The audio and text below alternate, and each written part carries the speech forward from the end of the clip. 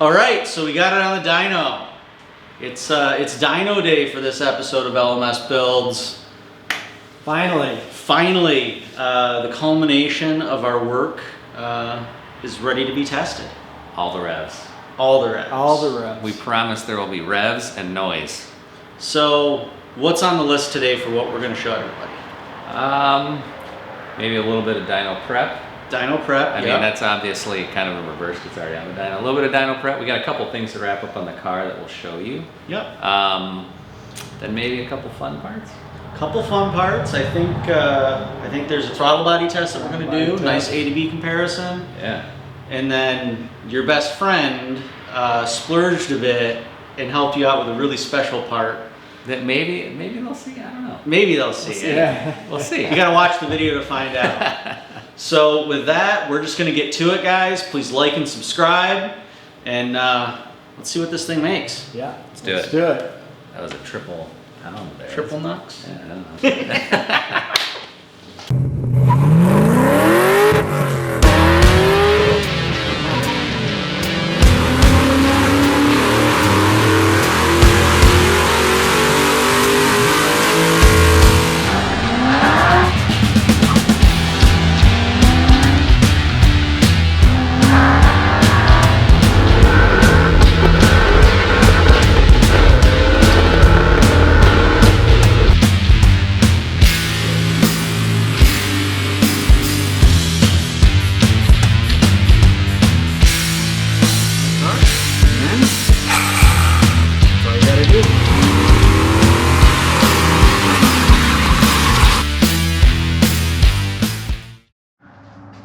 All right, so now that we put some miles on the car, a lot of people have different concerns about braking. Everyone's got a different opinion.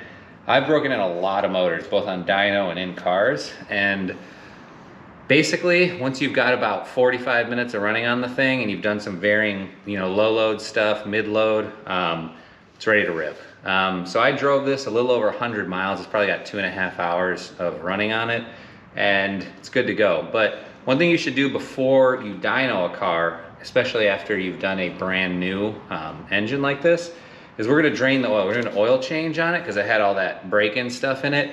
We're also gonna use this strainer to strain the oil and see if there's any metal pieces in it. And I cleaned out, so I've got this oil catch in here. I cleaned it out really good because I also want to see what the total oil looks. You might see some metal flakes in it that the strainer doesn't catch. So we're gonna do that right now. We're gonna drain it out, and then once that's done, we'll check oil pressure and everything. The engine had really good oil pressure when we ran it, about 35 to 40 psi at idle, and once you get above 2,000, it's about 84 psi, which is fantastic. So I'm excited. We'll see what this oil looks like. Oh, that thing's tight. Wow. Who put that on there? Wait, I did. Okay.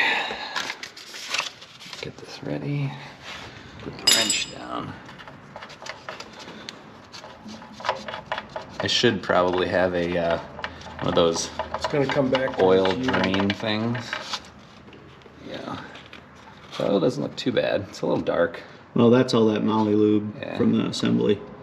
So we're straining it. We're gonna see if it gets any metal pieces or little metal flecks in there. And then we'll also look at the quality and color of the oil once it's drained out. This is what the pros do. So if you wanna be a pro, take the time. All right, let's look at what's inside here. So it's foamy right now.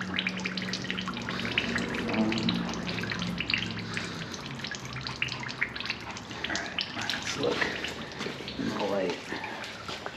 So there is no significant chunkage. That's actually amazingly clean. I expected to have a little, might be a teeny bit right there. Usually expect to see a little bit, just a tiny bit of glitter. I'm rubbing my fingers together, and there's a little bit of graininess in there. It's not perfectly clean, but that's actually fantastic for a break-in oil change. That's really good. So, looks like we measured the clearances right. Yeah, that turned out nice. That's really, really clean. So it's good. That's why you check clearances, right? All right, so now what we're gonna do to kind of get a better analysis on the oil in the pan, magnets are your friend. They won't pick up a lot of bearing material because that always isn't steel. But they're good for just checking to see what's in the oil. What you can do is you can take your handy dandy extended magnet and then just take a glove. You don't need to clean it off. Just take it, swirl it around. And I don't know if you can see in this light, there is a little bit of shimmer in the oil, but that's to be expected when you start a motor for the first time. That's the ring seating in, and that also is a lot of the moly lube. That's moly. That's mostly moly. And this is why you got to clean that pan before you drain oil into it, because you never know what was there before. I have the slightest ring, just like before. Nothing you can really, you barely feel it, but it's really clean. Really clean. You can see if we come out in the light where the magnet is, there's a slight ring, but that's normal. Cool. Got a clean motor. I'd say the motor's ready to run. Now we'll check the filter. Time to put the wood to it. All right, so I got kind of a weird setup on here, right? You notice I had to destroy this filter to get it off.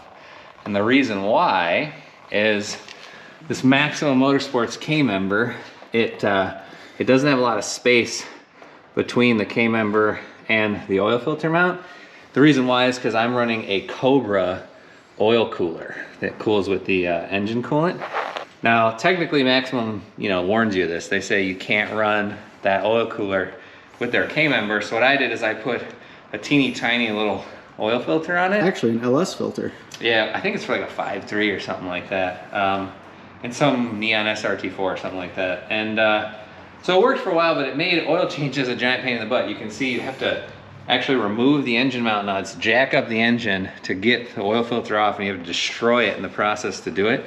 So what we're gonna do is, my hand's a little dirty here, let's show it. So we bought this Cool, I didn't even know this existed. I would have got it years ago. It's a Ford Racing 90-degree oil filter mount. So what we're gonna do is put this on there, hopefully, and we'll see if we have enough space to mount it like this, and then we'll be able to run a full-size normal filter. What's the part number for this for you guys that want to know? M6880B50. So this is pretty awesome. I just didn't know this existed. It's got this cool bolt that lets the oil flow through it, so you can put it in like any orientation you want. And it's a little bit neater of an install than say like a full oil filter relocation kit without the hoses, because this is just like terrible on the driver's side of a mod motor. Everything comes off of it, so. Yeah, and so the bad thing about remote mount oil filters is then you got lines that can leak. You do have some pressure loss through those lines. So it's a little bit neater, it's pretty awesome. And actually anything that fits an FL820 or 820S oil filter, this will work on. So I think this would even work on an LS because it's the same oil filter. You don't need to, because they put the oil filter in a good location. But it's pretty slick, so we'll try it out, let you guys know how it is. All right, so why is it a week later and this thing still hasn't been dynoed? So you guys remember we were putting the 90-degree oil filter adapter on there because I wanted oil changes to not take 2 hours and not have to jack up the motor. So this thing, it turned out, had the wrong thread. Now we thought we could actually fix that by changing the little insert that does the thread for the oil filter on there. But it turns out your Cobra oil cooler, it's got a weird setup where you can't just change that thread easily. So what we did is we drilled and tapped this to adapt to it. Now, we actually tried to do it ourselves on our drill press over here, but it didn't end up quite square, so we tried it out and it leaked. So I had to actually do this the right way on a lathe at work, so that now it will seal correctly. So I had to end up buying another one of these to fix that. Stupid mistake, just machine it right the first time. It's that was me getting a little too excited and wanting to get it done all in one go. So a week later, put it together, and now we're gonna, I don't know, actually dyno it maybe?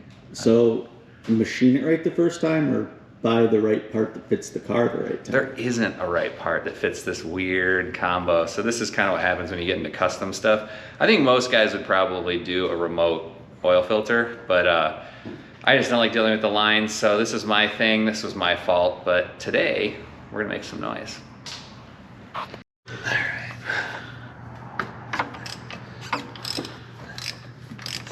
much oil coming out of it.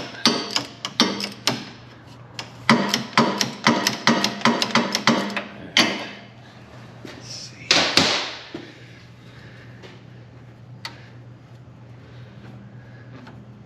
Here, you want to hold the new one and I'll just do a quick swap? Yeah.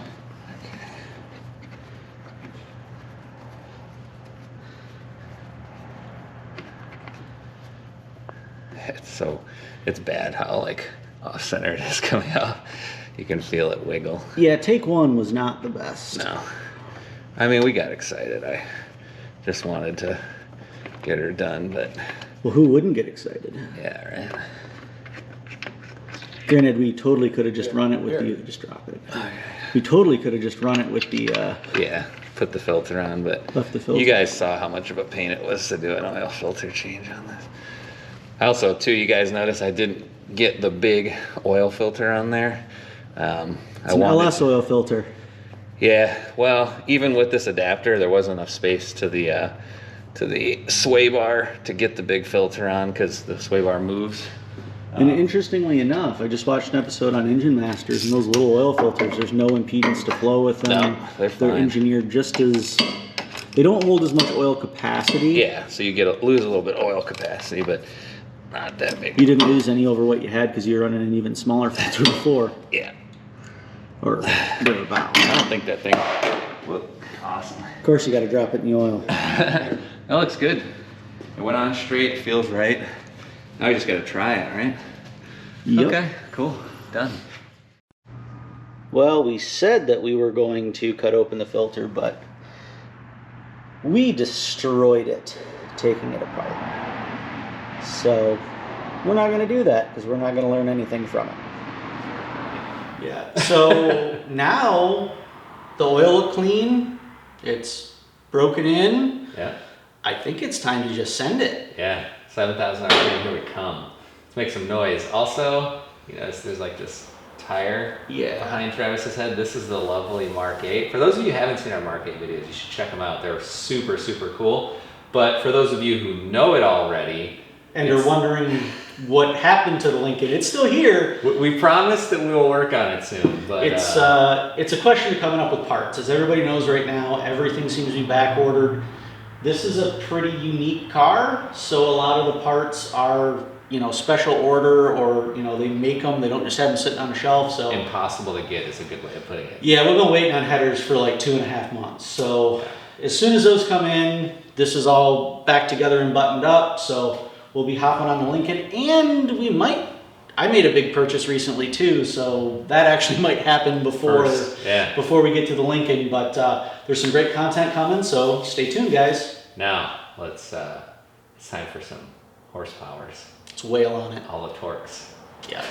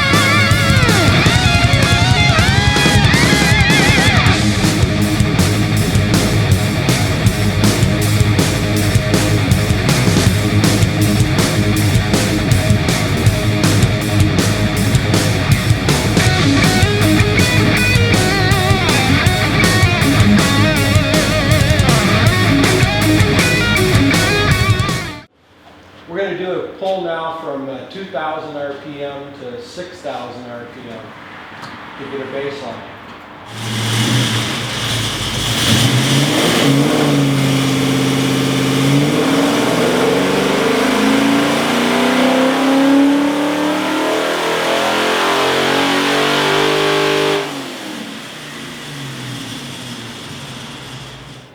Dwayne, I see you poring over the data right there. What's the next step here? Well, I gotta fix a couple small things, but yeah, it's getting close. We'll rev it higher, and we're gonna put that bigger throttle body on. Maybe we should do one pull all the way up with the stock throttle body, so we really get to see what. Yeah. All right, we can do a 6,700 pull with this. See what happens. Yeah.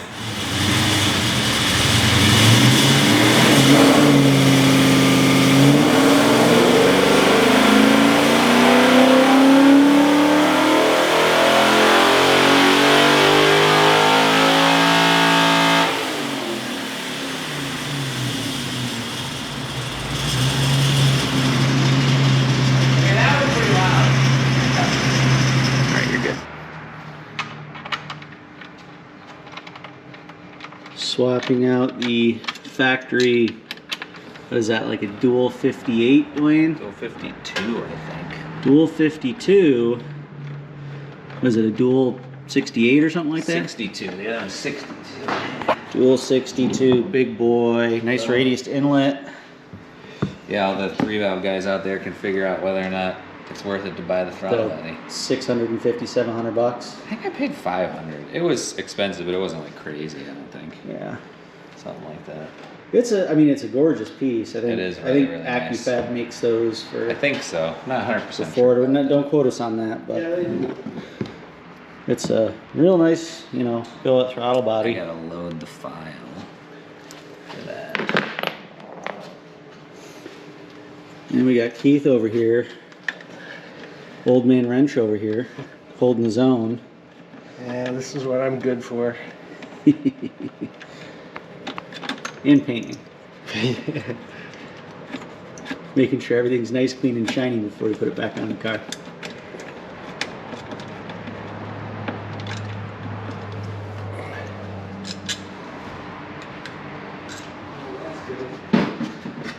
Alright. Put a tire in your ear. Alrighty, well. Let's get the other throttle body installed, 4 bolts and a couple connections, and then we're back in business.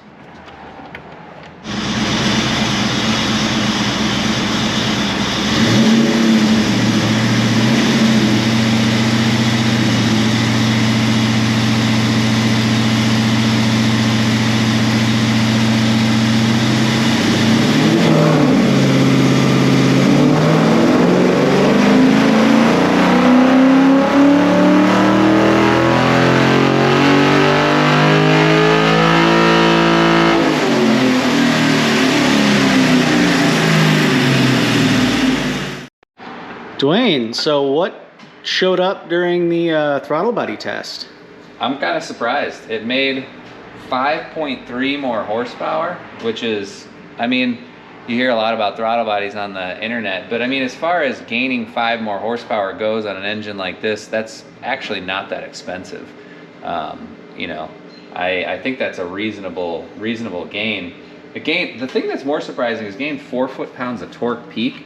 But if you look at the graph, it's making more torque from about 3,500 on. So you wouldn't even have to have a super high revving engine for this to work. I'm pretty surprised, to be honest with you. It works. You know what I mean? We actually gained some power. So 5 horsepower doesn't sound like a lot, but I mean, what would you have to do? What else would you have to do to gain 5 horsepower in an engine like this that's already pretty maxed out? Go to bigger cams and you give up power elsewhere. I don't know. I mean, more compression, but that's hard, and we're already at 12 and some change. Yeah, I think that's really, really good. And now we're making about, let's see, peak to peak, we're making about, so 16 more foot-pounds of torque than the old combo. So it is making more torque. And a lot more beef under the curve, the curve there. Yeah, here it, let's see what here it, RPM is that. So here at about 4,600 RPM, it's making 20 more foot-pounds of torque. Well, and even from, Yeah, down here. what is that? I guess you can kind of say at 3850, 39, you're making peak, more peak torque pretty much until, Yeah, you know, for a huge range. 5500. So, I mean, that's pretty impressive, though. I mean, what are we making here now? At 3,500 RPM, makes 320 foot-pounds of torque for a 295-inch motor. Not bad. not bad at all. Not bad. So we made 380 horsepower there. For you guys like over there, you might look at the old dyno video of this and say, oh, well, it made 384, 385 in the old video. We upgraded the software and we've been having an issue with the correction factor. So if you look at these dotted lines are actually that power curve from that original video. So once we get the correction factor worked out, whatever's going on here, we'll kind of let you know what the real values are. But we're just doing a comparison now so we can make sure we made some more power. We are making more power. So it did kind of what you expected, though. It peak was a little bit earlier in the RPM range because the motor's a little bit bigger. So the intake system can't keep up. So it peaked a little bit earlier. We might actually have a solution for that intake system. Yeah. You gotta try it. Should we try it out? I don't know. Do we save it for the next episode or do we do it now? I think we should just do it. You just want to do it? Let's just do it. All right, let's do it. Let's have some fun. Hey, Dwayne, what do you got there? Ooh, a present from my friend Travis. This is the Ford Racing 4.6 valve intake. I've actually never tried one of these, as many 3 valves as I've worked on. So I'm extremely curious to see what it does from a power standpoint. It looks very good though, right? I almost don't even care how much power it makes. I just want to put it on the car and see it inside there. But it's the sound of horsepower.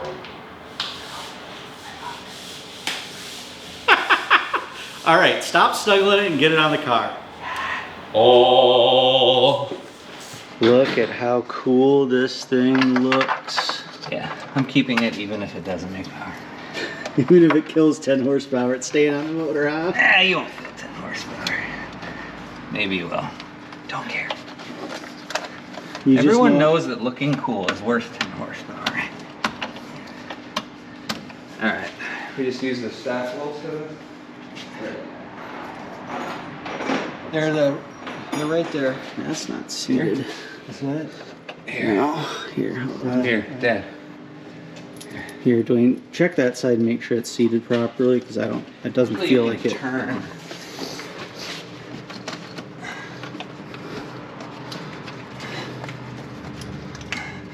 Yeah, that's seated. Okay. That's seated. Just want to make sure. Injectors popping out and free spraying fuel is how you burn a car down. So. True.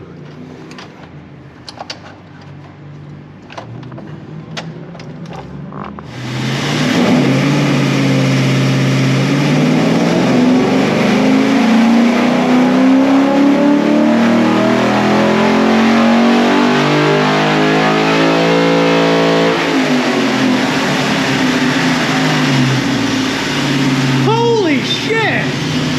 Made a lot of sense. All right, Dwayne. So we've dynoed it. What did we make, and how did it compare? Alright, so trying to go through the data here. So the green is our best run with the old motor setup. That was the video we put out before. We made, let's see, so making 35 more horsepower now than that with the Ford Racing intake and all that. So we had the Ford Racing throttle body on the old setup in that video, previous dyno video. So with Ford Racing intake, new motor, made 35 more horsepower, and then the Ford Racing intake itself,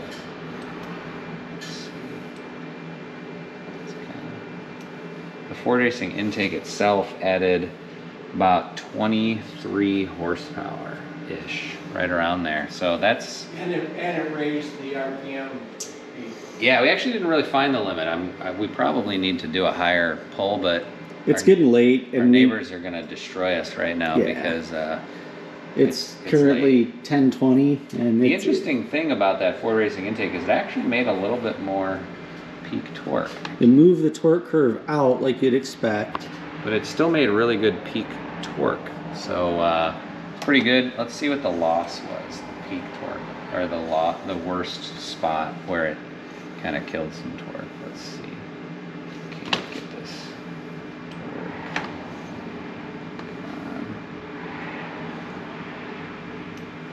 So shorter runners, you kind of expect that. So your worst loss was about 11 foot-pounds at 34,000, about 4,000 RPM, also about 11 foot-pounds, but that, I mean, that's a fair trade for 23 horsepower. So that's a good thing, and it makes the same torque down low, so like 2,000, 3,000 makes the same torque as the other intake manifold. So yeah, I mean, if you're the kind of person like me who just wants to rev it super high, that is pretty freaking awesome. So I'm pretty pumped about that. 30, what did I say, 35 horsepower, something like that? We said we'd make 400 wheel horsepower. We made 400 wheel horsepower. We did, even with this jacked up correction thing. I'm curious to see once we fix that what that number will actually be. It's probably about 415, 410, 415. Hopefully. Something like that. We'll see what the actual number is when we get that fixed. But the big thing is the gain. That's a huge gain. Yeah. So makes more torque, more power everywhere than the old setup. So awesome. Got a fast car. If you're 1 to 7 grand, We've already pissed off the neighbors, we might as well. or should we be nice? 7 grand.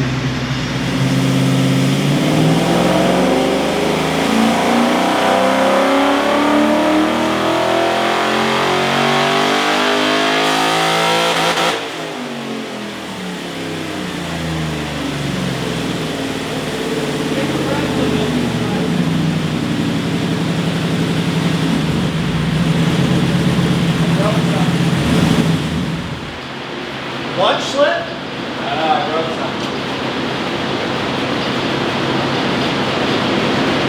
So it's late. You can see the night out the door there. I think my neighbors may have a word with me after that. So It's currently 10:30 and we just wrapped up, so. By wrapped up, we mean I'm not sure if I broke my car or not. We're not gonna let you know. So the verdict on that is 2 to 1. We think it's fine and something weird just happened. Dwayne's a little paranoid. He's the engineer. He gets a little worried about that. But what sort did of it thing. do, Dwayne? It revved to 7,000 RPM and made over 400 wheel horsepower. Which is exactly what we thought it would do. Yes. Yeah, and we kept talking in the video about the correction factor. I should probably go into that more detail. So we did an upgrade. So Dynapack gave me an upgraded software, and so I had this old version or whatever, and we upgraded it. And whenever I open an old file, like any of the old files from the old Dyno computer, they're way lower. They're a whole bunch lower than they were in the old software. So I contacted Dynapack. I'm not sure what's going on from a technical standpoint, so that's why we showed you deltas like old versus new, because I have no idea what's the correct number. We'll let you know when we figure that out. But even with the new lower thing or whatever that's going on, we still made 400 horsepower. Yes. And for all you 3-valve guys out there, now you know. Buy the Ford Racing throttle body and buy the Ford Racing intake, because they freaking work and they don't kill much torque at all, which I was surprised. So the one caveat to that is, and we don't have the data to prove it because we haven't done it, is these are ported heads. Yeah. We don't know if on stock motors it's going to make as much power, but we can say that if you're going to do, heads cam intake throttle body, the Ford Racing stuff is a huge improvement. Well, we have the car to do that. Yeah. I think if you got cams, you're revving a little higher. I think if you got a stock one, it's probably not worth it. It's probably going to kill a lot of torque. Yeah, it's probably not worth it. But on something like this, where it burns the tires off anyway, who needs? It'd be a good test on my car, Yeah. wouldn't it?